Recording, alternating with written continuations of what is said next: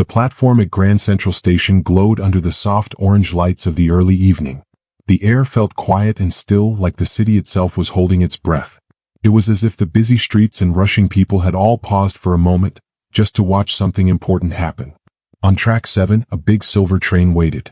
It was called the Silver Horizon, and it looked magical. Its shiny metal sides sparkled under the light, just like a river made of steel. This was not just any train, it was very special. It looked like a moving palace, something beautiful from a long time ago. Even in today's world of phones and computers, this train was a reminder of fancy old-fashioned days. At the very back of the train there was a special car called the Elysian car. Not just anyone could go there. Only people with lots of money, famous names, or important family history were allowed inside. This was a car for people who were used to the best of everything. Morgan Freeman didn't walk in loudly. He didn't want attention. He arrived quietly, like mist slowly rolling into a valley in the morning. He wore a thick, warm coat around his body, and a soft scarf tucked into it. His hat, with a soft brim, was tilted forward gently. His shoes tapped softly on the marble floor as he walked. A train helper called a porter came up to take his bag, but Morgan kindly shook his head and smiled. "It's all right," he seemed to say with just that small gesture. In one hand he held a small leather-covered notebook. In the other he held a very shiny golden train ticket. It was no ordinary ticket, it was special. It had a beautiful design with 3 letters and a fancy, official-looking seal on it. The ticket meant he could ride any train like this for life. He didn't need help finding his seat. He already knew where to go. Inside the Elysian car, the air smelled like old cedar wood and quiet richness. Everything was soft and beautiful. Chairs were covered in velvet, and the lights on the walls looked like they came from a fancy hotel. The room was filled with soft jazz music, gentle talking, and the sound of glasses tapping gently together. The drinks inside those glasses were so old that some of them were made before the younger passengers were even born. Most of the people in the car were already sitting in their seats. They sat very straight and still, like they were showing off how important they were. A few looked up when Morgan entered. Some gave a small nod. Others just went back to sipping their drinks. Most of them didn't know who Morgan was, or didn't care. They didn't hear the famous voice that had spoken in so many movies. But one pair of eyes did notice. They belonged to Vivian Sterling. She wore glasses with tiny jewels on the edges. Her eyes were sharp and cold. When she looked at Morgan, she didn't blink. She watched him like someone might watch a cat walk into a room full of glass vases. In the very back of the car, by a window, sat Keanu Reeves. He was alone. He wore a plain black shirt and old boots. He was reading a book called The Brothers Karamazov. The book was open on his lap, and he was about halfway through it. His hair was messy. His beard was not neat. He was very quiet. No one noticed him either. Morgan found his seat in row 3 by the window. He sat down with ease, placed his journal on the tray table, and leaned back. For a moment he closed his eyes. Then, with a gentle tug, the train started to move. The journey had begun. But what no one on the train knew yet was this. Something else had started too. Something quiet. Something big. Something hidden under the surface. It would grow stronger with every mile. A quiet fight between pride and truth. By the time the train reached Chicago, everything would be different. Vivian Sterling didn't need to raise her voice to be noticed. Her presence filled the room like sweet, strong perfume. She wore a silver shawl that sparkled and had tiny flowers sewn into it. She sat up perfectly straight. She had been taught to do this at fancy parties since she was a girl. Her fingers wore many shiny rings. She gently tapped one of them on the edge of her crystal glass. She was drinking Dom Perignon, a very expensive wine. As the train moved forward through the soft light of the setting sun along the Hudson River, Vivian watched Morgan closely. She didn't like him. She didn't like how calm he was. She didn't like how quiet he sat. She didn't like how he didn't seem surprised or out of place. He didn't fit into the picture she had in her head. She leaned slightly toward Nathaniel, the head steward of the Elysian car. He wore a charcoal gray vest. Every step he took looked practiced and perfect. Vivian whispered in a voice that sounded sweet but also sharp, "Nathaniel, dear, I think there's been a little mistake.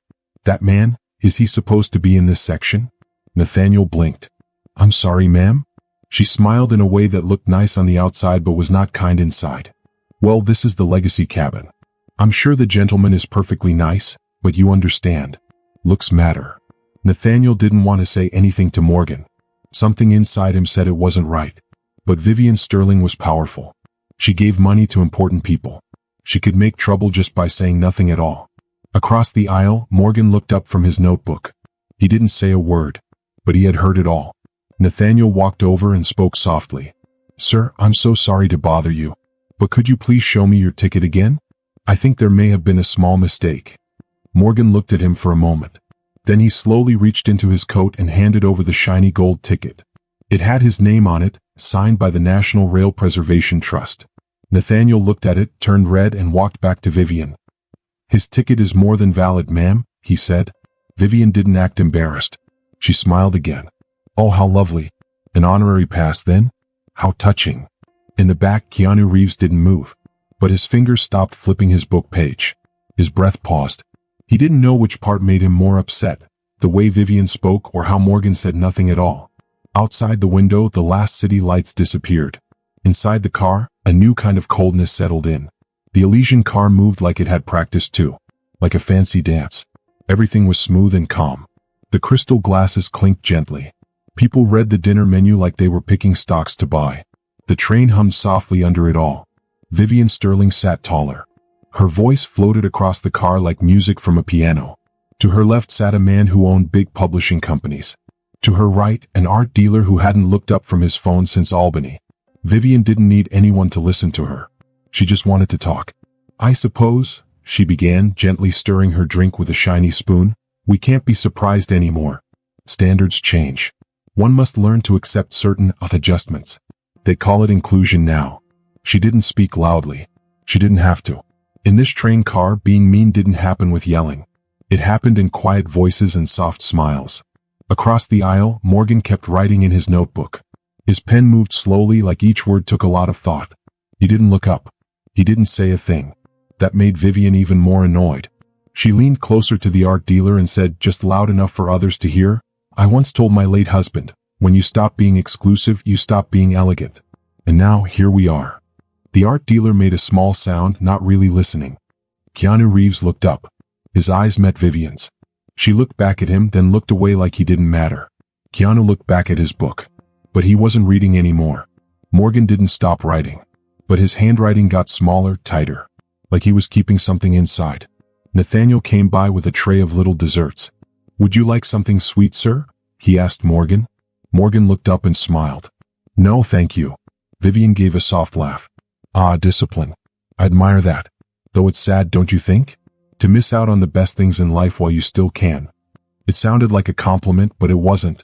Morgan nodded gently. Sometimes less is enough. For a moment, Vivian's smile faded. Just a little. And in the back corner, the silence held its breath. Keanu closed his book slowly. He wasn't just looking around the room to be nice. He wasn't smiling or pretending. He sat very still, so still it felt like even the air noticed. He had seen moments like this before. Many times. He knew exactly what was going on. It wasn't just about the words people said. It was about the way they said them. It was the looks they gave each other. The way some people were being left out on purpose, but acting like it was just part of some old rule. Something inside Keanu started to feel different. He didn't stand up right away. He didn't say anything either. But somehow the room started to feel strange. The air felt like it had changed. The silence wasn't just quiet anymore. It felt like it meant something important. Outside the train, the world sped by. The sky was dark. The trees and fields rushed past in the night. But inside the train, something was happening. Something big, even though no one had said anything yet. Not even Vivian Sterling. Dinner was served just after the train passed a place called Syracuse. It was a fancy dinner. White tablecloths were laid out perfectly, like magic. Glasses were filled with wine before anyone asked. The smell of roasted lamb and cooked vegetables floated in the air. The waiters wore black vests and white gloves. They moved around the dining car very quietly, like they were part of a show that happened every night. Everything looked perfect. Morgan Freeman was sitting quietly at his table. He had stopped writing in his notebook and folded it closed. His seat was next to the window. From there, he could see the moonlight shining on the fields outside. Candlelight made his silver beard sparkle gently. He didn't say anything. He didn't need to. But Vivian Sterling didn't like that. She had been the center of attention for 2 whole hours. Everyone had listened to her stories. They laughed at her jokes. She smiled and sipped her wine like a queen. But now something was different. People weren't paying attention to her anymore. They were looking at Morgan Freeman. They were whispering. They were glancing his way more than hers. That made her mad. really mad. She stood up very slowly and very fancy. She picked up her glass of red wine with careful fingers.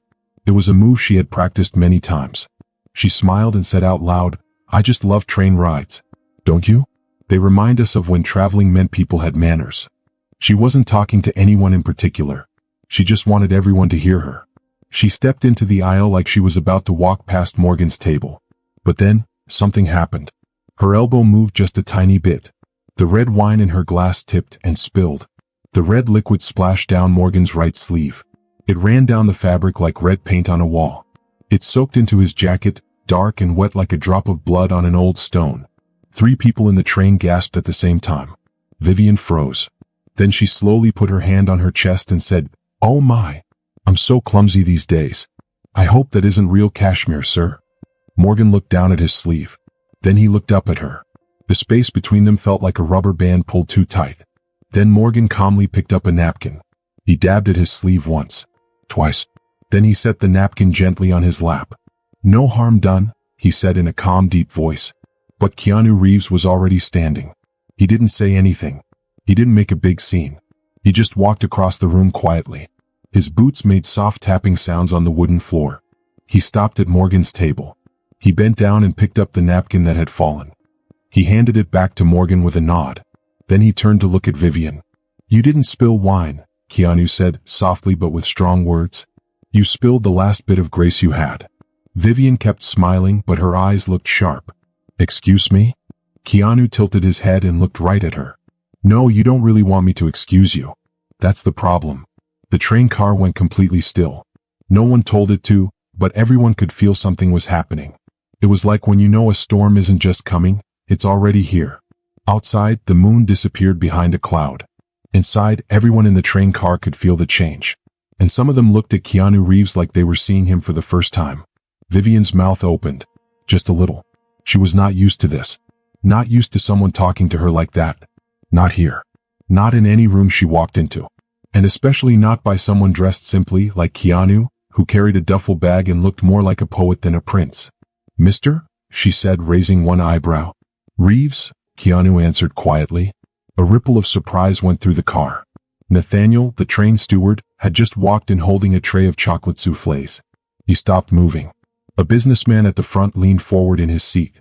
Someone whispered, "Wait, is that really?" But Keanu wasn't paying attention to them. He was focused only on Vivian. He wasn't trying to show off. He wasn't being dramatic. He just spoke in a calm, steady way. "You're used to people stepping aside," he said. "Used to the room changing to make you comfortable. Used to no one questioning you." Vivian gave a little laugh and brushed her shawl. "I'm used to standards, Mr. Reeves." "There's a difference," Keanu said. "No," he said softly, "there isn't." Morgan still hadn't said a word. But now he was watching Keanu. And his eyes looked like they held something close to respect. "You know what I've seen?" Keanu said. "I've seen people in big, fancy rooms treat janitors like ghosts. I've seen waiters say sorry for just doing their job. And I've seen men like him," he pointed at Morgan, "smile through tiny insults just because someone calls it tradition." Vivian opened her mouth again. But no words came out. "You think you're standing up for manners?" Keanu said gently. "But really you're just protecting the parts of yourself that are scared. Scared of a world where power doesn't make you better than others." No one moved. Not even the train seemed to. Then Morgan Freeman spoke. Just 2 words. "Thank you." Keanu turned and looked at him. Their eyes met. A quiet, strong connection. For the first time, someone else had shared the heavyweight Morgan had carried alone. The chocolate soufflés sat untouched. The wine didn't taste as good anymore. Vivian Sterling had no more clever things to say. She sat back in her seat. Her lips were pressed so tight her lipstick cracked. She picked up her napkin and dabbed her mouth, even though it wasn't needed. It was the only thing she could do to still feel like she was in charge. Across from her, Morgan Freeman returned to his seat. He didn't say another word. He didn't need to, because now the train car had changed. The businessman at the front leaned toward his wife and whispered something. His eyes were wide. A young woman in a red dress at the back scrolled through her phone in shock. Her mouth hung open. And Nathaniel, the steward, still stood frozen, unsure whether to serve the dessert or leave. "Did he say Reeves?" someone whispered. "Yes," another voice replied. "Keanu Reeves? You spilled the last ounce of grace you had," someone repeated quietly. The gasps in the room rose again, soft and strange like steam. Then, from the back of the train car, someone said what everyone else was just realizing. "That's Morgan Freeman." 3 small words. But they were big enough to break the silence. Whispers filled the room. Then stopped. Everyone had suddenly realized they had made a mistake. A big one. And they knew it. Now all eyes turned to Morgan. Some were full of wonder. Some were full of guilt.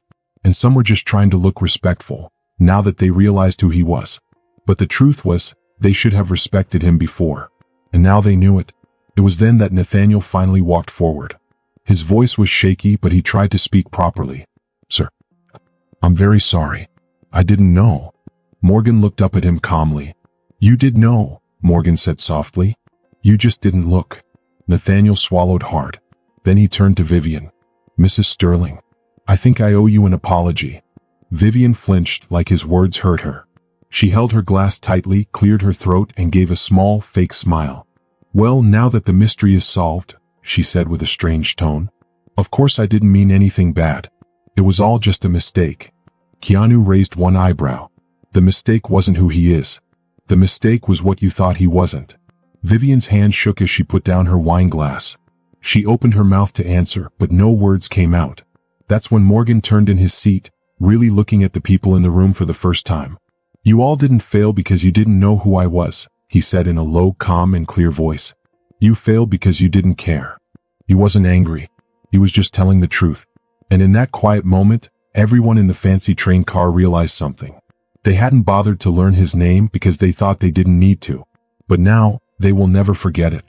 The doors at the end of the special train car slid open with a soft hiss.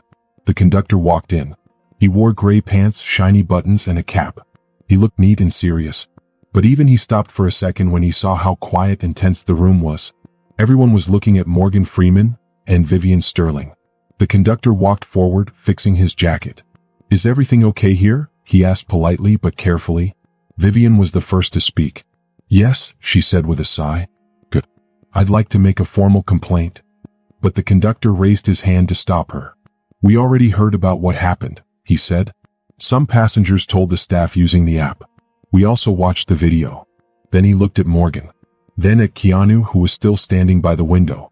The conductor pulled a small black envelope from his pocket. It had a shiny gold seal. "Mr. Freeman," he said, stepping forward.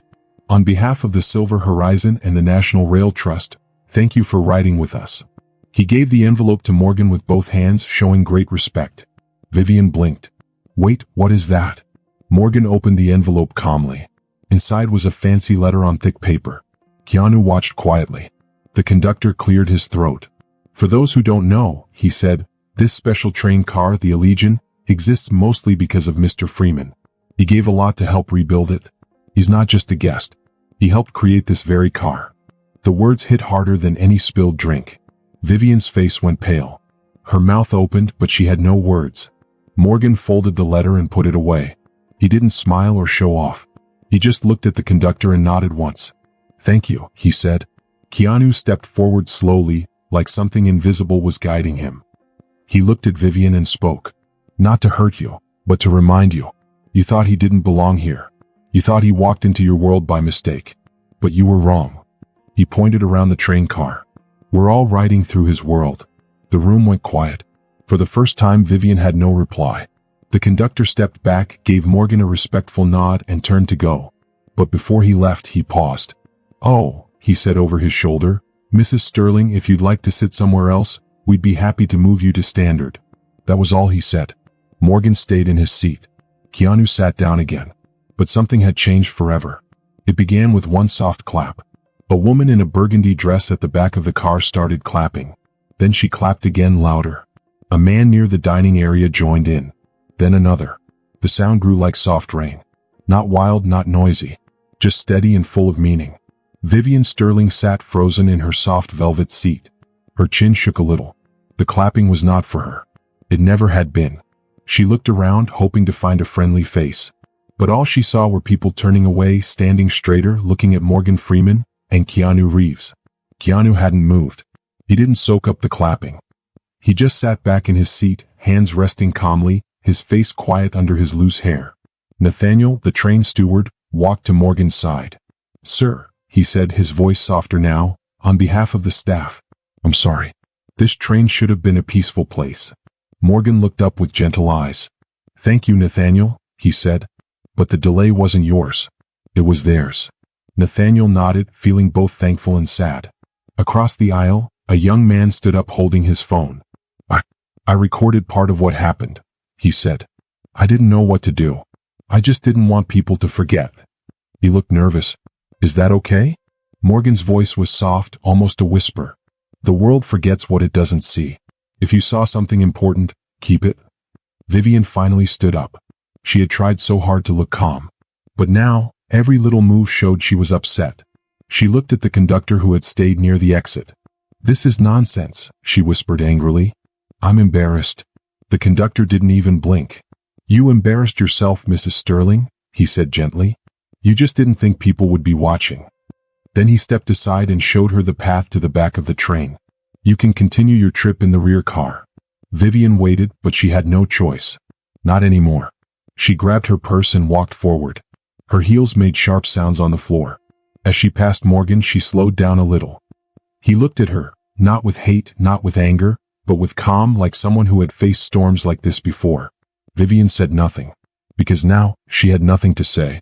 The doors closed behind her with a soft sound. Inside the car it was quiet again, but not the cold quiet of being judged. It was the quiet that comes after the truth is spoken. Morgan fixed his sleeve.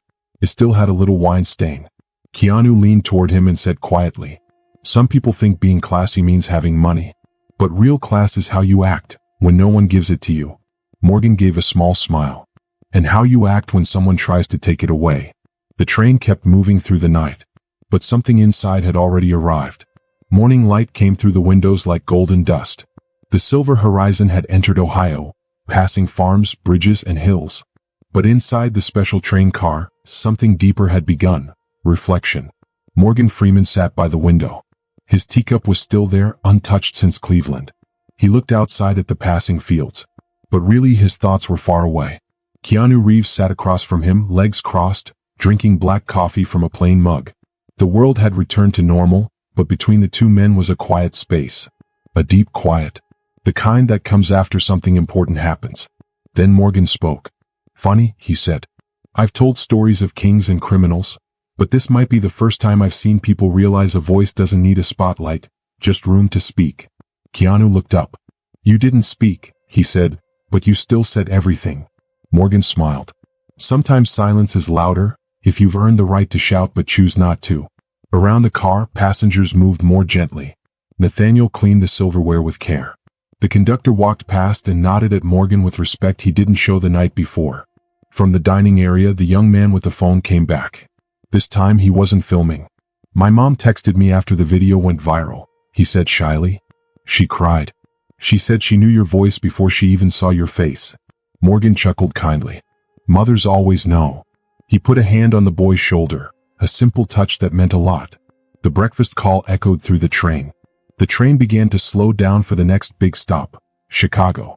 Morgan picked up his coat and scarf. He put his leather notebook back in his bag. Keanu stood too. "You going all the way to San Francisco?" Morgan asked. Keanu shook his head. "No, this is my stop." They walked toward the train doors in silence. At the exit, Keanu turned to Morgan one last time. "If it had been someone else," he said, "I don't know if I would have stood up. But you reminded me of who I wanted to be at that moment." Morgan didn't blink. Then something good came out of something bad. Keanu nodded and pulled something from his coat. It was his old book, The Brothers Karamazov. He handed it to Morgan. "Chapter 4, he said. "The part about quiet souls and thunder." Morgan took the book with both hands like it was heavy. The train doors opened with a hiss. Keanu stepped out onto the platform. As the train moved away, Morgan sat by the window again. He opened the book, turned to chapter 4 and smiled. The last line on the page read, "And some men, when they choose to stand, make the whole room rise with them." And in the golden quiet that followed, the train didn't just carry people. It carried a memory. What happened on that train wasn't just about a spilled drink. It was about thinking someone didn't matter. It was about power and the quiet strength of respect. Morgan Freeman didn't need to shout or fight. His presence was enough. Keanu Reeves didn't stand up because he was famous. He stood up because being quiet when someone is being treated badly is also wrong. In the end, true class isn't about where you sit. It's about how you treat people who were never invited to sit beside you. Have you ever seen someone stand up when it really mattered? Or maybe you were the one who didn't stay silent. If you like this story, I'd love to hear your thoughts. Leave a comment below and let me know what you think. And don't forget to subscribe for more thrilling adventures, mysteries, and unforgettable moments. Your support keeps these stories alive and the creativity flowing. Thanks for watching. I can't wait to see you in the next video.